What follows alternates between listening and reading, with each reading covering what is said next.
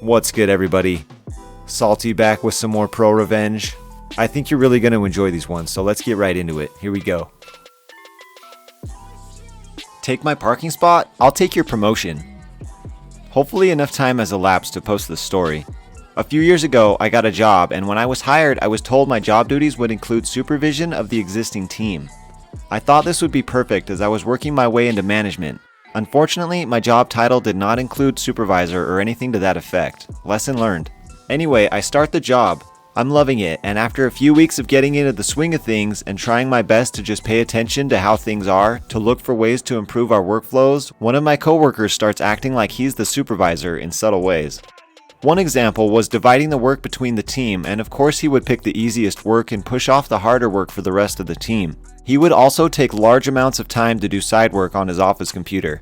Not liking the way things were going, I approached our boss, who said he'd talk to my coworker, explaining in detail my observations. After talking to my coworker, the conversation with my boss went like this.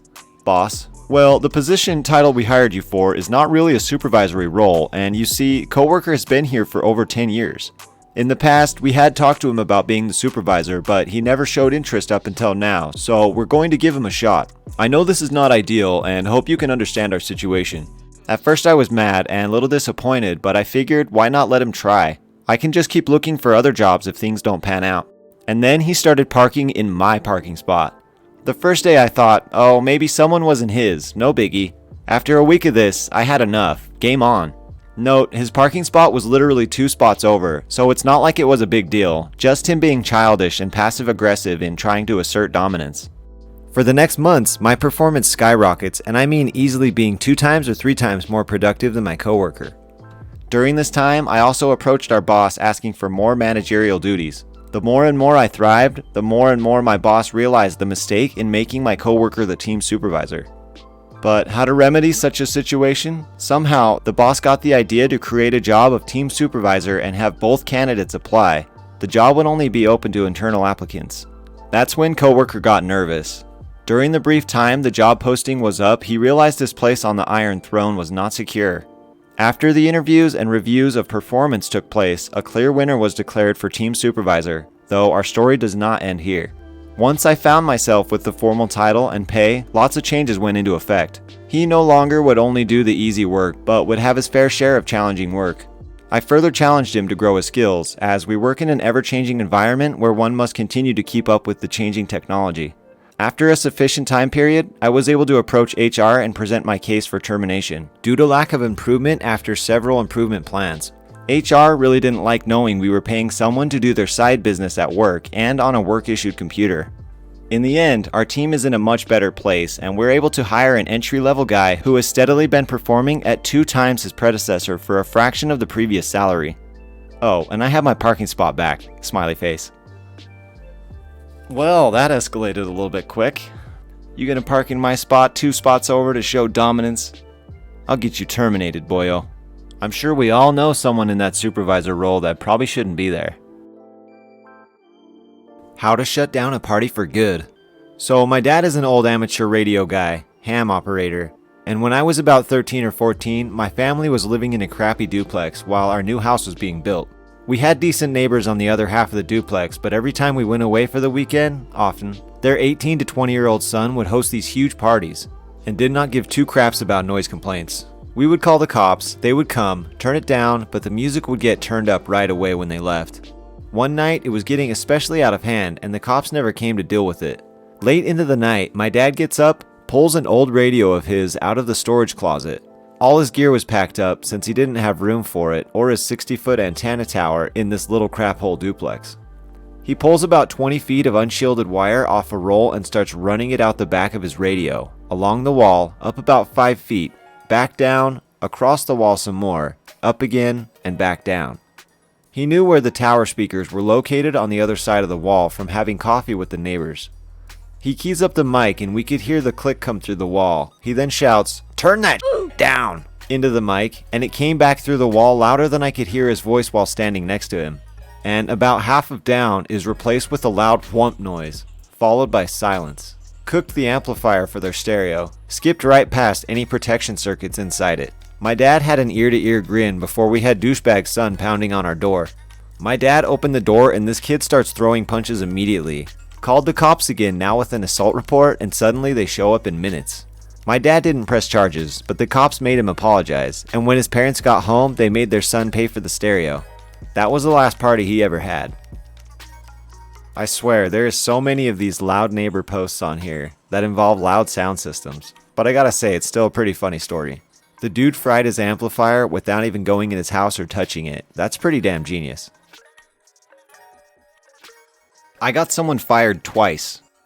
So I've been working in advertising for about 8 years now. Back in my old agency, we hired someone new to handle digital for a couple of small-time clients as she was new to the industry. Let's call her EC, evil crap. She didn't last long as she had attitude problems and would regularly make major mistakes and repeat them. So after 6 months, I told her that it's not going to work out, but that we thank her for being with us, basically no hard feelings. I never burned bridges, and I was still kinda junior in my middle management career.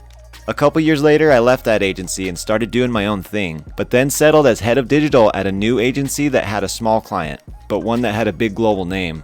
Their retainer was pretty low, and I had told the managing director, MD, that it wasn't a client worth keeping if they wouldn't increase their retainer by at least 15%. But my agency insisted that they're a good name to keep. Whatever, I didn't invest too much time into it. A few weeks later, the client hires a new digital manager, and it turns out to be EC, and she gives me this smirk in our first meeting. I'm not new in the industry, so I don't really take it too seriously, but she tries to make life hell for my employees. Constant angry emails and unrealistic expectations. But in my face, she was always nice. She would even send me private WhatsApp messages thanking me for the good work, but sending huge criticisms via email with her boss CC'd.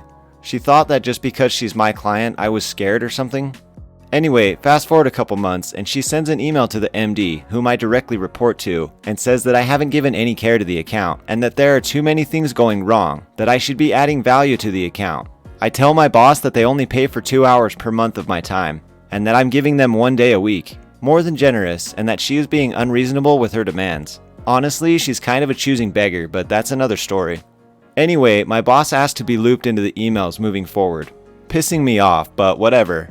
After 3 days, he sees how ridiculous it's getting and says to me, "I've had this account for 12 years. I'm not about to let EC ruin it. Do what you can to take her down."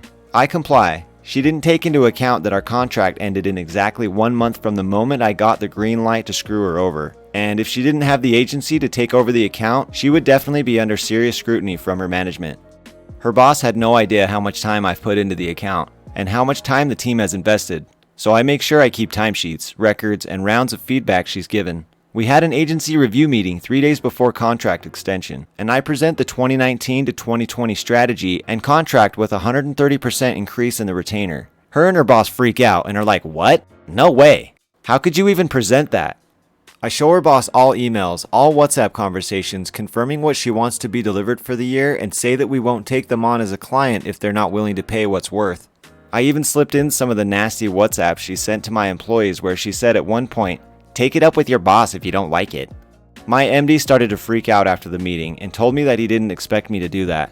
He was so nervous that he was about to lose an account that isn't even 5% of the company's revenue. 2 days later, they asked if we'd be willing to take the same retainer for less work, as the demands made by EC were not beneficial to the company and that they have let her go 4 months after hiring her. We agree and move on. Ideally, we would have ended the relationship and I would have freed time to win new businesses, but that didn't happen. I've since quit this job, hoping to find EC somewhere else, because third time's the charm. Man, you gotta love those two-faced people that will do anything in front of your face, but they get behind them emails or behind them text message and they become the ultimate beast. Send me spam mail? Let me beat you at your own game. This story is 11 short paragraphs long. No apologies for grammar and formatting because I have no excuse for mistakes. A local car dealership sent my mom a letter asking to buy her car. The 3-year-old car she's had since it was brand new on a dealership lot. She has sentimental value to her beautiful car and took very good care of it, so she was offended by the letter and tossed it in the recycling pile where I found and read it. The letter included a $25 coupon off a car at their dealership. It had very little text, not anything that says you can only use one at a time. I hatched a plan on the spot. I live in a small town where everyone knew everyone. I started asking everyone I knew if they got any similar $25 coupons, and sure enough, quite a few other people did. The local dealership was sending these letters to everyone. Each time I asked a person if they had them, I also asked them to ask everyone they know, so the word got out quick in town, and I had a few dozen people giving me their $25 certificates. Some free, some people sold them to me for like $5.